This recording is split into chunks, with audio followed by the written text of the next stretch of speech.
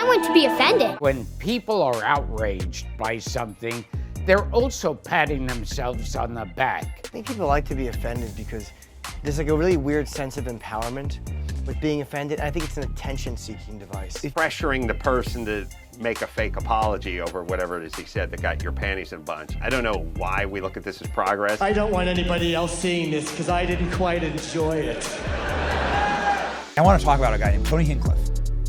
I think I'm saying that right. Am I saying that right, Alex? Tony Hinchcliffe. Hinchcliffe. My apologies. I know him as Kill Tony. Kill Tony. ALX says that there was 215,000 views in 16 minutes on the Joe Rogan Donald Trump podcast, and they put it unlisted actually because of a Spotify upload error. This photo, put this up, Klein.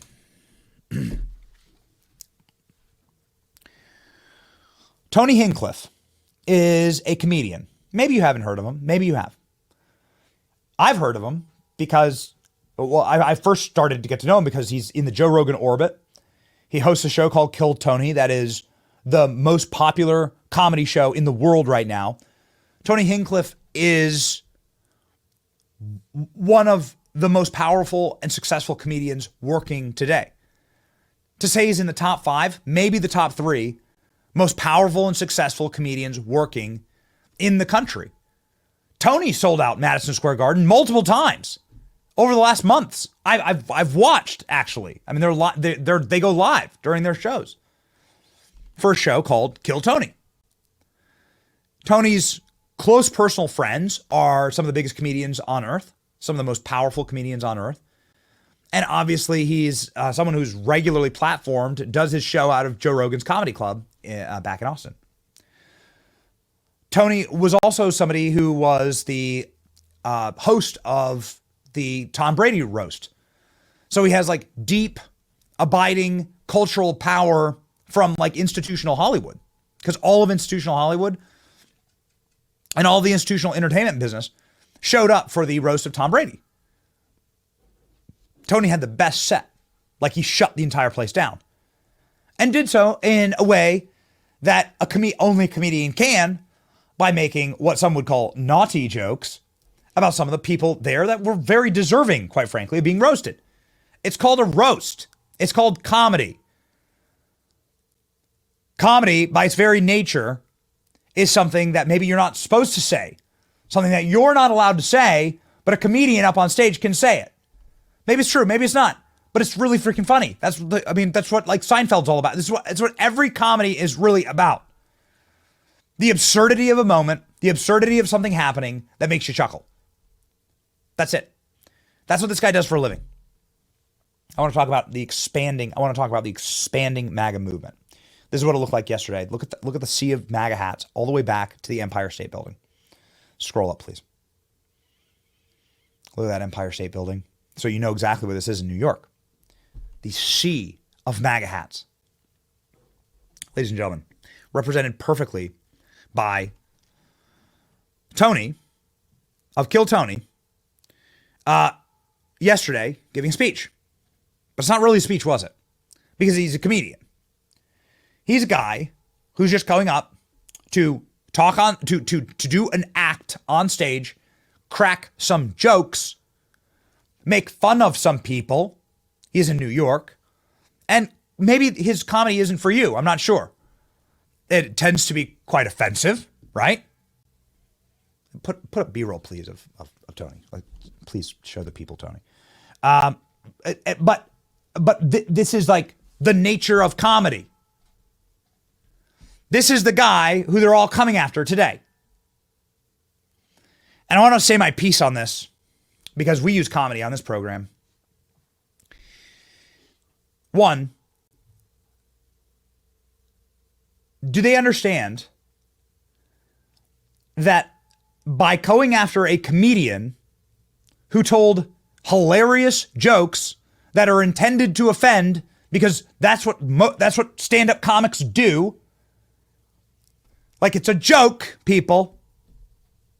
Told a joke about Puerto Rico, told a joke about everyone. He was like, this guy, and people were laughing. Some jokes hit, some jokes didn't. But they go after listen, maybe you've never heard of this guy. He's without a doubt one of the most powerful comedians working today, without question. He's in the top 3 or top 5. Okay? That's how big this guy is. That's how big this guy is. And he's a massive fan base. The left is now trying to cancel him for making jokes. Do they understand that they're doing their job for us? They're proving exactly how joyless, how broken, how completely and totally soulless, how unhappy, how unfunny, how unloving, and how just miserable, frankly, of a movement they are by not being able to take a joke. He roasted everyone. He roasted everyone like a good comedian should. You go listen to a Dave Chappelle stand-up, you're going to, most likely you're going to be offended. Everyone's going to be offended. That makes you feel something, actually, if you still have a soul. It's fun to get roasted. If you have a sense of humor, this is something that, people desire. But it's going to have an opposite effect. They're trying to kill Tony. Now, this is how psychotic these people have become. Because of jokes like this. Here we go. He made a joke about all of the celebrities endorsing Kamala Harris. This was probably my favorite joke of the night. It absolutely killed. Here we go. The other side's got a lot of crazy endorsements. Swift, Eminem, Leo DiCaprio, Beyonce. Every day the Democratic Party looks more and more like a P. Diddy Party. Okay. Okay, that's what you guys want. All right, heck yeah. Hilarious. I mean, it's hilarious. I encourage you to go back and rewatch. Hey, Alexa, let's make sure we re-up it on social media. Rewatch Tony roasting Tom Brady and every celebrity in Hollywood. You'll realize that this guy who was sleeping in the back of his car just a few years ago and worked through his own grit and his own incredible comedic wit was able to actually break in and become one of the most powerful comedians on earth. You'll see why. Look at him go. This was an incredible moment. Libs are freaking out because this is adding to our movement. A movement needs to add, not subtract. A movement that is laughing, that is joyous. Happy warriors we talk about on this program. These are the kind of movements that attract people. And what happened? Tony makes a joke about Puerto Rico last night. And the people who are offended are all the same people who are always offended. The overly medicated, deeply unhappy, liberal white women who live in a box of misery, just waiting to be offended at all things. You're there in the audience, in this incredibly diverse audience. And there was just something for everyone last night. You're there in this incredibly diverse audience, and all everyone ever looks to do is be offended. And I think Americans are so sick of it. They're so sick of the loathsome, hateful, what truly hateful is telling people they're not allowed to laugh. Or enjoy themselves. Or kick back and relax. Or take a joke. It's a joke. Tony responded actually to Tim Walz last night. Can we pop that up, please? So Tim Walz decides that the talking point goes out, right?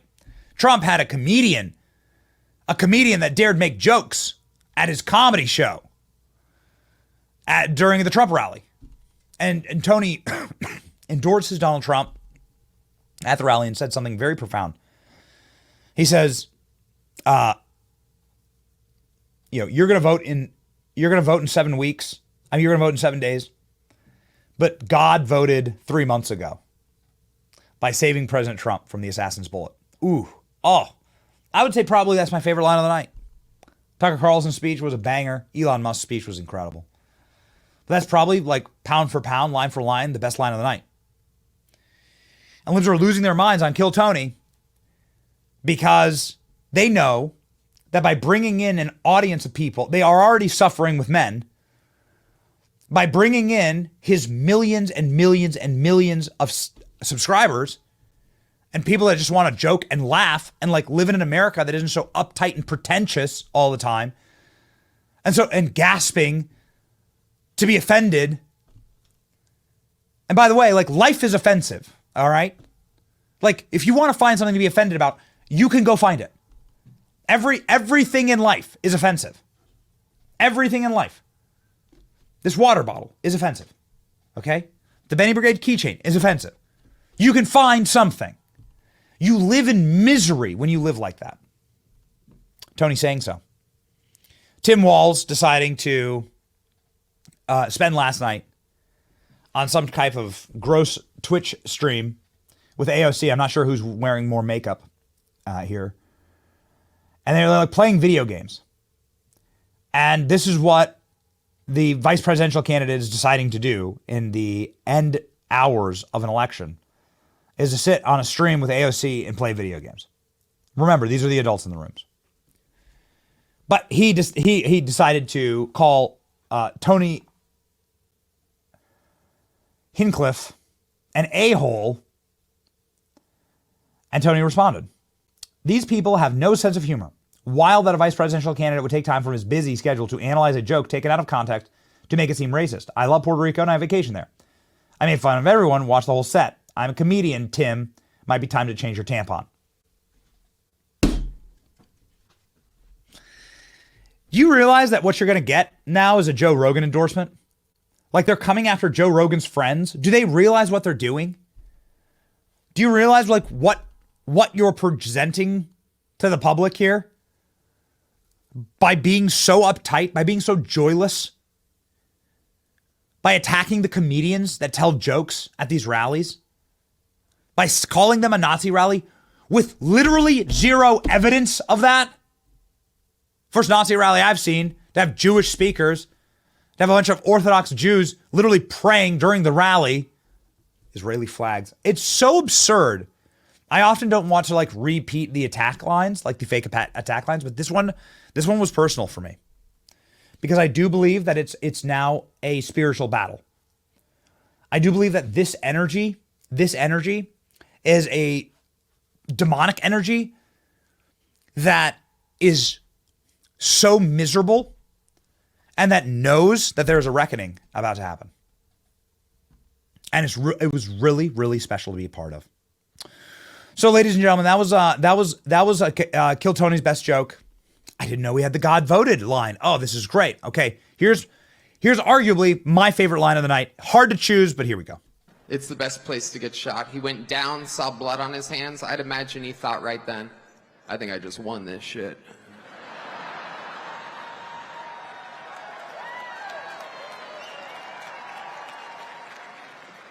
Stands up and says the most American words I've ever heard in my life. No. Before that, there was one more. Let me get my shoes.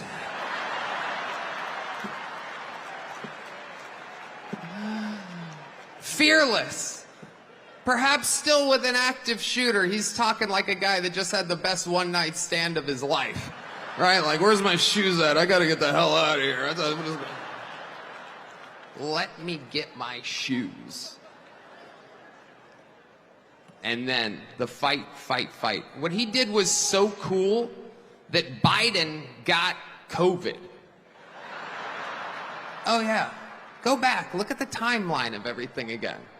3 days after that. That means that Biden, he didn't get that from hanging out with sick people. He was in a sterile room in the White House, watching blood running down Trump's face as he pumps his fist. Biden's like, oh, fuck.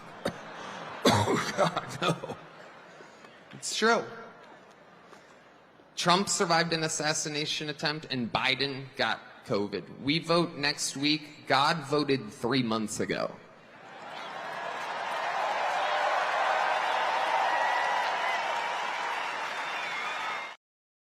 This is why they attack him. That's addition to the movement.